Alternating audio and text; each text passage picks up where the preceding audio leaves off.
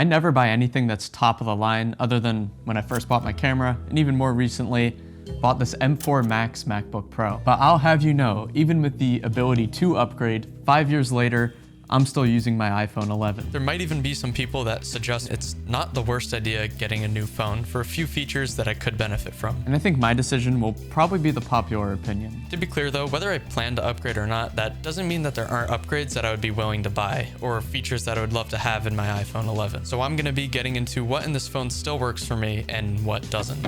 Unrelated, well, mostly. I am recording this on the iPhone 11, but about to get a haircut. I've maybe used my phone for 15 minutes today, and it's down to 90%. Oh boy. Even more crazy is between that time, I wasn't even on my phone, and somehow it is now at 84%. You know, my hair might be looking good, but my battery is not. I'm pretty much gonna be inserting these little vlog clips of me kind of just keeping track what the battery is at throughout a day, and also what I'm using my phone for. And actually later in the day, I wanna start uploading some of my shorts that I've been posting on YouTube onto Instagram, which I'm gonna do through my phone. I was actually just using my phone to dial in the lighting using the software. And another use case for my phone is a little behind the scenes footage like this. This is the audio right from the phone. I realize it's probably pretty bad. Now this is the back facing camera, which I believe is a little bit higher quality. I don't know. Let me know if you notice a difference. I'm always seeing online how people are just saying that their iPhones slow down after the newest iOS updates, but for me, that's just not been the case. The only time I really felt this phone be slow is one time I have one note with, I calculated it,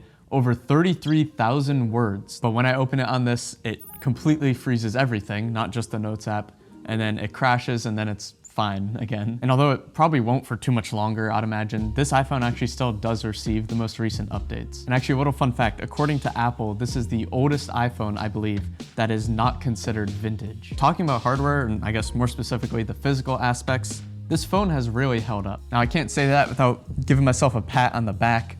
I've only broken one screen protector, maybe two. I keep it in a case at all times, and even if I take the case off here, I know from there you probably can't tell, but I'm proud to say that there's no actual damage to the body of this phone. I'm honestly team no case in terms of appearance. I gotta say, I have dropped my phone a lot. I'm not a clumsy person, so I think, yes, cases are important, and even with all of my buffoonery, it's good to see that the phone still holds up. I'm actually mid-recording right now for this iPhone video, and my phone battery is at 53%. The only thing I've done is watch a 10-minute YouTube video while eating my lunch, but other than that, I've only turned my phone on to show it to the camera, and it's gone down over 10%. I actually find that the body of the phone isn't the only good thing that's holding up, so I'm gonna go over a few things that I just don't feel the need to upgrade, starting with screen size, which I think this is pretty self-explanatory. I don't think I have to sit here with a ruler telling you exactly how big it is, but it works. Like, I might occasionally fat finger a key when I'm typing something, but there's no real worthy issues that I have with it. And this one might be actually a little bit more controversial, but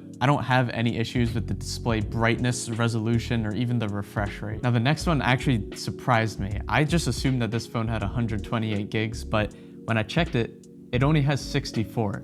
So with that being said, storage was actually not an issue. I will say what's usually full is my iCloud, and I only have the basic 5 gigabytes, but for most of the videos and photos I take, I end up airdropping it to my MacBook and then sorting it through there. Honestly, I don't even know if they sell iPhones that have only 64 gigs anymore, so I'm gonna look that up on my MacBook that has 64 gigs of RAM, you know, because that's not overkill at all. Yeah, the lowest option is 128 gigs. Let me try the 16E, because that's like the budget phone, right? So maybe they cut corners for storage. Wait, a budget phone is still $600? What happened to the SE? Wasn't that like 400? Oh yeah, and even then, 128 gigs seems to be the lowest amount of storage. So, I mean, I guess that's good. An upgrade of storage is always welcome, along with screen size, resolution, and refresh rate, but that's just not gonna ever be a determining factor for me. And although I haven't experienced any real slowness with the phone, I'm positive the new ones are so much faster just opening apps, but it hasn't hit a point where I'm annoyed by it or anything. And to be completely honest, it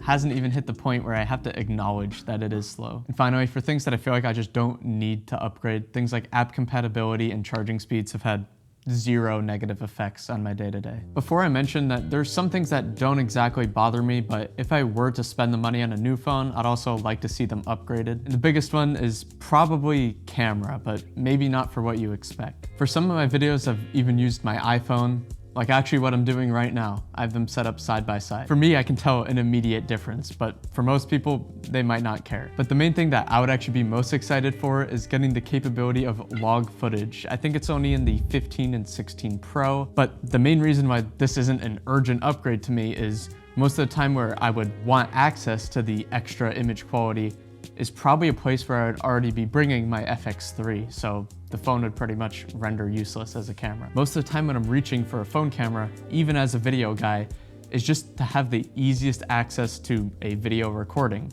Doesn't have to be the best quality. Let me see how that actually turned out. Yeah, you know, it kind of just looks like iPhone footage. It looks like it's like automatically post-processed. Like my skin looks like plasticky. And if you look into like the corners, there's like a lot of noise. It's kind of like breaking apart color-wise. But again, for most people, this is awesome. And also another big pro of the new phones is the USB-C port. It's just much more versatile, and if I'm ever traveling, I'm usually carrying a lot of other things that have USB-C connectivity, so for my phone, it would just be one less cable I have to carry around. But other than versatility, I actually don't know how else I would benefit from USB-C. But again, if I was just upgrading for the charger port, it just doesn't make sense to spend $600 when I could just solve the problem by putting another cable in my pocket when I go somewhere. So before I do the Instagram Reels, what I wanted to do is go on my channel on my phone, because the only way to change the thumbnail of a short is actually going through the YouTube app, not the YouTube Studio app for whatever reason. You go to edit and then click the little thumbnail. And then from there, you can choose a frame. The video is about digital organization, so I think SD cards kind of represent that pretty well. And since then with the screen recording, it went down to 38%. That took under 3 minutes, but now it's time to get cracking on those Instagram Reels.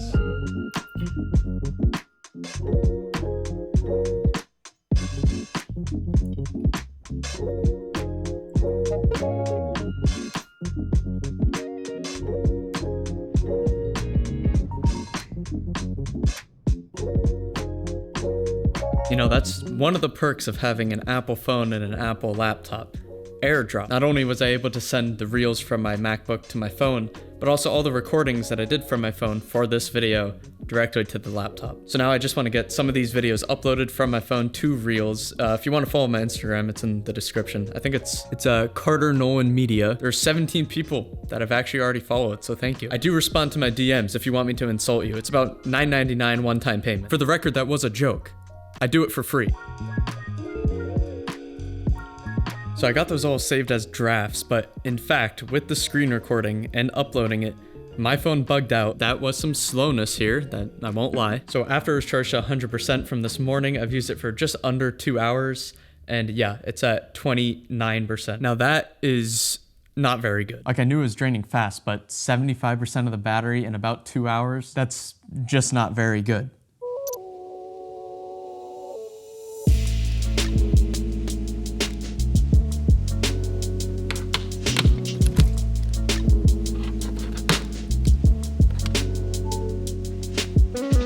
Most things about this phone just fall into a gray area, because the only real negative thing I have to say is the battery, which to be fair is probably affected by the 78% max battery capacity.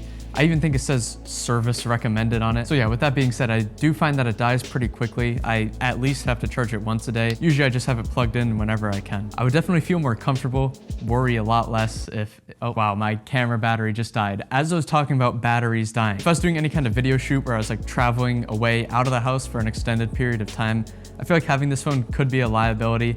I would just feel a lot more comfortable and worry a lot less knowing that it's gonna keep its charge. But yeah, most of the things that I would upgrade for this are not needed and really just a luxury. I think they could make my phone experience better, but I don't think it would make my phone experience easier. So what I'm really planning to do and what I'm looking to upgrade into is a new battery, if anything. But just to entertain the idea, if I were to upgrade today, I'd probably be looking at the iPhone 15 Pro Max. Refurbished, I think that's gonna be a really good deal. Getting a lot of the benefits of things that I would like to see in a phone, but getting a generation old and also refurbished, the price to value ratio is much better. And I do like Android phones. I am in the Apple ecosystem, so it just makes more sense for me. But I love how Android is really pushing technology with the flip phones, the fold phones, and it just seems like they're more bold in their tech choices, while Apple is more minimalistic, a little more simple. But for me, it's always just worked really well. You're welcome. Now you can delete your paragraph claiming I'm an Apple fanboy. just a little bit. If something tends not to affect my day-to-day work life, I tend not to buy it at all. Despite it being totally overkill, the M4 Max does provide direct value into my work life. With a new phone, I'd have to spend a lot of money for me to even begin to see benefits, and on top of that, it would only be a very small percentage of the time. So 5 years later, in 2025, I can comfortably say that I am not limited by my iPhone 11. If you want to follow along in my creative journey, feel free to subscribe, and thank you for watching.